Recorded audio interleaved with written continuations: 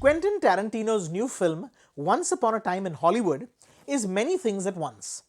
It's stylish, nostalgia-soaked, frequently indulgent, and for a good part, frustratingly inert. Yet, it's endlessly fascinating.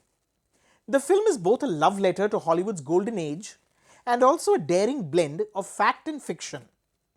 Set in the year 1969, the film allows Tarantino to reference that period's music, fashion, cool cars, movie stars, and headlines.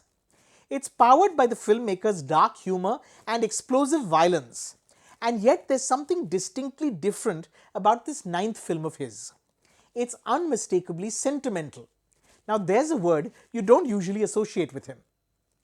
Ironically, it's got two of the biggest movie stars playing has-been Hollywood types. I'm Rick Dalton. Leonardo DiCaprio is Rick Dalton, a once popular star best known for television westerns, now crippled by alcohol and self-doubt.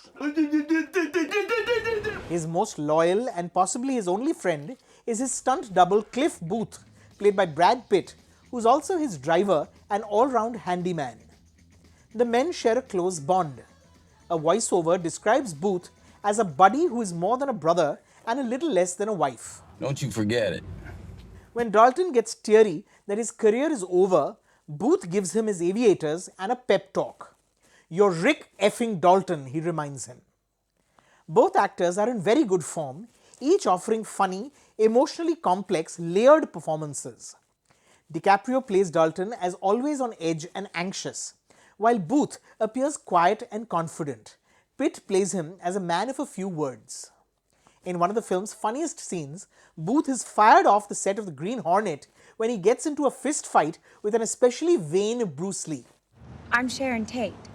Faring better than them is Sharon Tate, starlet and wife of film director Roman Polanski, who is Dalton's neighbor in the Hollywood Hills. Margot Robbie is lovely, if a tad underused, as Tate. She radiantly channels the 26-year-old innocent who stars on the rise. I play Miss Carlson. That's me. In a charming scene that alas plays out too long, Tate slips into a cinema and takes in the enthusiastic responses to her latest film. But we already know how the actress's life was tragically cut short while 8.5 months pregnant at the hands of cult leader Charles Manson's followers. So naturally, we spend a good part of the film waiting to see how Tarantino will wrap up things. I'm not going to spoil anything for you on that front, except to say that it's outrageous, unpredictable, and oddly satisfying. Despite so much going on, the film's pacing is problematic. You will find yourself getting especially restless in the first hour, where very little actually happens.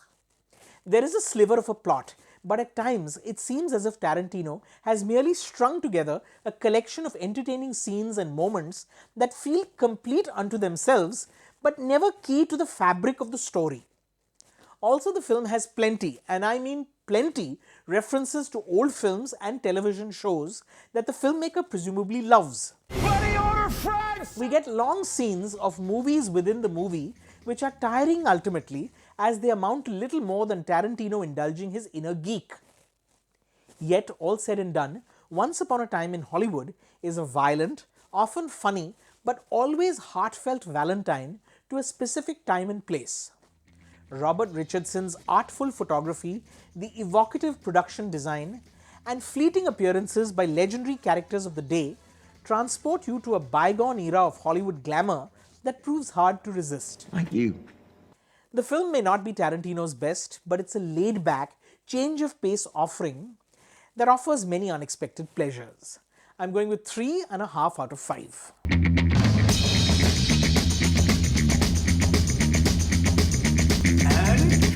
That was the best acting I've ever seen in my whole life.